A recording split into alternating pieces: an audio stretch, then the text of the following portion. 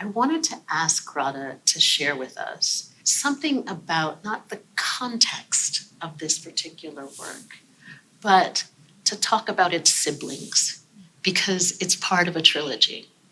And the trilogy is not simply a reiteration of something, it is about relationships.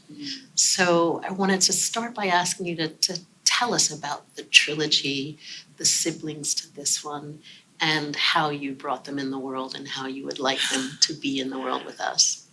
Yes, thank you so much.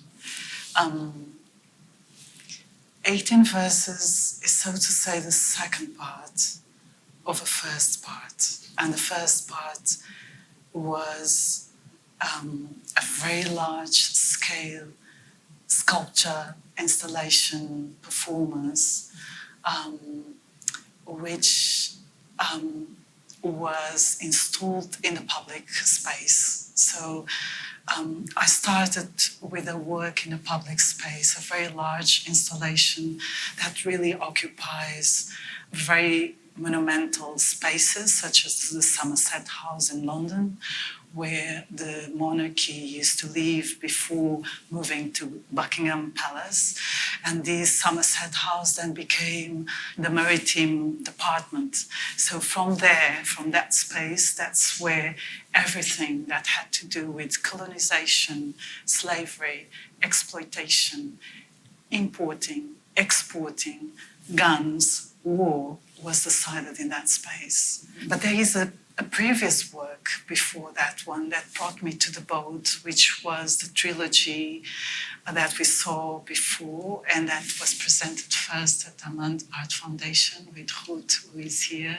It was the first time that was presented in the US. And Antigone was the last piece that really brought me to this bigger project.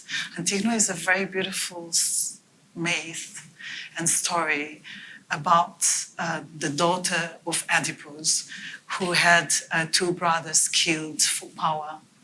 And King Creon, they died, and King Creon have decided that one brother could be buried and the other one should not be buried because it didn't represent his political interests. And Antigone brings a question that is very prominent and very important still today, which is which bodies are killed, which bodies can be mourned, which bodies can be remembered. How do we produce memory if we cannot perform ceremony and rituals?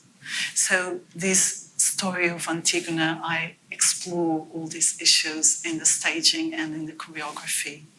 And what Antigone says is to King Creon is that she cannot obey him because he's just a man and she can only obey the law of humanity. So she has to bury her brother and she's killed for that. So this brought me really to all these questions that are here about repetition, about this cyclical violence and this notion of historical repetition. I'd love to have you say something about the relationship between the fire, the burning, and the water that is actually transporting the boats, the bodies, the voices. I knew I wanted to work with wood, but I didn't know exactly how this wood should be like. And how could the wood be treated to become what it is? So there was many process of research until I came to the fire. And the fire it's a very special process because it is really a performance somehow, because you have to prepare the soil. And once you prepare the soil, you have to dig a hole for the fire and next to it another hole for the water.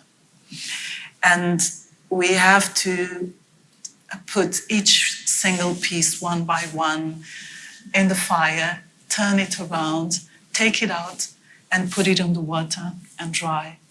Put it in the fire, turn it, put it in the water and dry several times so that the fire is very superficial, just some millimeters.